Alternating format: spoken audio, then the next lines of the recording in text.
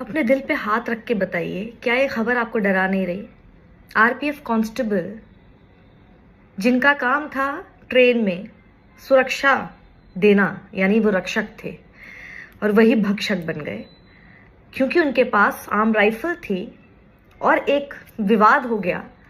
उस विवाद में उस शख्स को ऐसा लगता है कि उसे इजाजत मिली हुई है कि वो अपनी आर्म राइफल का इस्तेमाल लोगों को ऐसे ही कीड़े मकोड़े की तरह मारने के लिए इस्तेमाल करे, सिर्फ इसलिए कि ये आदमी जो है वो अंदर तक इस देश में फैलाई हुई नफरत की वजह से ज़ॉम्बी बन चुका है।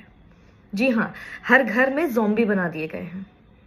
ये खबर देखिए, अब जयपुर से मुंबई की तरफ ट्रेन जा रही थी 2 घंटे की दूरी पर, अभी बस मुंबई से 2 घंटे की दूरी पर ही अभी थे कि उस वक्त अपने सीनियर को भी इस आदमी ने, चेतन सिंह नाम है, हाथरस का है, गोली मार दी और ट्रेन में मौजूद 3 दूसरे पैसेंजर्स को गोली मार दी जो मुसलमान थे। और जो इनका सीनियर था एएसआई मीणा, वो तो मुसलमान भी नहीं थे। और उसके बाद जो इस शख्स ने उनको मारने के बाद बात बोली है, इस देश में रहना है तो मोदी योगी कहना है। पाकिस्तान से ऑपरेट हुई हमारी मीडिया, यही मीडिया खबरें दिखाई पता चल रहा हमको, सब पता चल रहा है उसका आना देखना पता चल रहा है। ये क्या कर अगर वोट देना है, अगर हिंदुस्तान में रहना है, मैं कहता हूँ मोदी और योगी एक दो है और आप ये खा गए। ये अपने आप में पूरा सार है इस बात को बताने के लिए कि इस देश में जो नफरत, जहर फैलाने वाली राजनीति इस वक्त की जा रही है, ये सब उसका परिणाम है। और सिर्फ चेतन सिंह अकेला इन लोगों के मर्डर का दोषी नहीं है। इस देश की वो गोदी मीडिया जो दिन भर सिर्फ हिंदू मुसलमान करके जहर फैलाती है, नफरत परोसती है, एक दूसरे को लड़ाने का काम करती है, देश में उन्माद फैलाती है, उसके ये जो गोदी एंकर हैं नफरत से भरे हुए, ये लोग आप लोगों को ज़ॉम्बीज बनाने का काम कर रहे हैं। नफरत फैलाने वाले लोग नफरती व्हाट्सएप फॉरवर्ड्स भेजते हैं, झूठ फैलाया जाता है मुसलमान के नाम पर। मुसलमान को आपके सामने एक विलन के तौर पर हर वक्त दिखाया जाता है, और इन सब चीजों को करते हुए आपके सामने मोदी, योगी, एक पर्टिकुलर ये जो भारतीय जनता पार्टी है, इसके नेता, इनको आपके हिंदुओं का रक्षक बताया जाता है। तो एएसआई मीणा का परिवार पूछ रहा है, क्या हुआ उनकी रक्षा का? समझ में आया आप लोगों को कुछ, या सिर्फ इसी तरह से सिर्फ आंख बंद करके घूमते रहेंगे? अगर इस देश की सुरक्षा के लिए सबसे ज्यादा खतरनाक कोई है इस वक्त, वो है ये गोदी media, WhatsApp, fake news spreaders. और ये फेक न्यूज को फैलाने वाले भी खुद ये गोदी मीडिया के लोग हैं। एक पॉलिटिकल पार्टी तो झूठ फैलाती है, लेकिन उसके झूठ को प्रोपेगेंडा की तरह आगे प्रोपेगेट करने का काम गोदी मीडिया करता है। इनकी डिबेट्स आप देख लीजिए, कितनी ये लोग रोजगार के ऊपर, आपके आम जीवन पर डिबेट्स करते हैं, और आप लोग इनसे पूछना भी जरूरी नहीं समझते।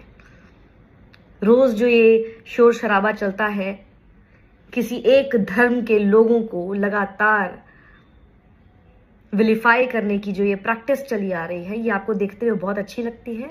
आप मुझे बताइए, अगर अच्छी लगती है तो अगली बार ट्रेन में जब आप बैठेंगे और इसी तरह से कोई आरपीएफ का जवान आपके सामने ऐसी ही किसी एक बंदूक के साथ लैस होगा, आप सुरक्षित महसूस कर पाएंगे कि नहीं कर पाएंगे? क्योंकि एएसआई मीणा को भी याद रखिएगा, अभी तक ये बात साफ नहीं है, लेकिन ये कहा जा रहा है, क्योंकि इंडियन एक्सप्रेस से बात करते हुए रेलवे ने ये बोला है कि समझ में जो पता चला उनको ये कि आपस में इन लोगों की कुछ आर्ग्यूमेंट हो गई कम्युनिटीज को लेकर, और कम्युनिटीज को लेकर जो आर्ग्यूमेंट हुई उसके बाद वो आदमी ने आपा खो दिया। और ये तो दिमागी तौर पे ठीक नहीं है। तो दिमागी तौर पे अगर ठीक नहीं था तो ये रेलवे प्रोटेक्शन फोर्स में आखिर कर क्या रहा था, अगर इसका दिमाग ठीक नहीं था? आप सोचिए, अब इसको सिर्फ अदर वे राउंड करके देख लीजिए। इसी आदमी का नाम चेतन सिंह ना होके अगर कोई मुस्लिम होता है तो अभी तक तो इसको आतंकी करार दिया जा चुका होता है, इसके ऊपर यूएपीए, एनएसए सब कुछ लग चुका होता, और इसके नाम पर लगातार गोदी मीडिया आपके सामने इतने डिबेट्स करके पूरे धर्म को ही आतंकी करार दे चुका होता। 12 साल हो गए थे इसे सर्विस में। छुट्टी 12 दिन की छुट्टी लेकर ये वापस आ रहा था और 12 राउंड गोली इसने चलाई है अपनी आर्म राइफल से और 10 राउंड गोली चली है एएसआई मीणा की रिवॉल्वर से, उनकी पिस्टल से। पीड़ितों के नाम कुछ इस तरह हैं: एएसआई टीकाराम मीणा, अब्दुल कदीर, असगर काई, ये तो बेचारा चूड़ी बेचने वाला था वहां पे, और एक और शख्स का नाम अब सामने आ गया है, वो भी मुसलमान ही है। क्या हासिल हुआ? और उसके बाद जब इन लोगों को मार दिया उसने, उसके बाद इसने कोशिश की उतर के भागने की भी। इसने जो चेन होती है अलार्म चेन, उसको खींचा और उतर के भागने की इसने कोशिश की, लेकिन बाद में इसने सरेंडर कर दिया पुलिस के पास जाकर। वेस्टर्न रेलवे जो मुंबई में है, उसके सोर्स ने इंडियन एक्सप्रेस को बताया कि जो शूटिंग है ये एक आर्ग्यूमेंट के बाद हुई थी, जिसने फिर सांप्रदायिक रूप ले लिया। आप देख ही रहे हैं ना। क्या ये आप लोगों के साथ, मैं इसको सिर्फ आपके साथ एक बार रिलेट करके बता रही हूँ, क्या ये आप लोगों के साथ होता है कि नहीं होता है कि आप लोग आजकल जहां पर भी बैठते हैं, अगर दो अलग अलग विचारधारा के लोग आपस में होते हैं, आपस में जो आपका डिस्कशन होता है वो एक समय के बाद चीखम चिल्ली में, लड़ाई झगड़े में तब्दील हो जाता है। क्या ऐसा होना चाहिए था? पहले भी सेम पॉलिटिकल पार्टीज रही हैं इस देश में, लेकिन कभी भी हमारी चर्चाएं इस तरह नहीं होती थी कि हम एक दूसरे से लड़ाई झगड़े कर लें सिर्फ विचारधारा के नाम पर।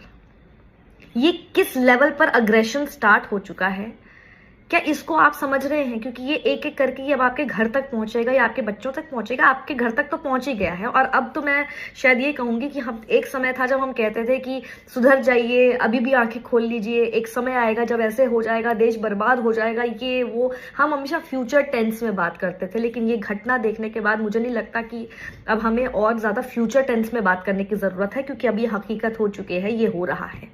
9 साल तो हो ही चुके हैं, 10वें साल में चल रहे हैं, और उसके बाद एक पूरे साल में अब इलेक्शन है। और भी ज्यादा खराब स्थितियां और भी ज्यादा नफरत फैलाते हुए आपको बहुत लोग दिखाई देंगे। माहौल और खराब होगा। सबसे ज्यादा उसमें भूमिका निभाएगा ये गोदी मीडिया। हिंदू मुसलमान करने में कोई कसर नहीं छोड़ेगा।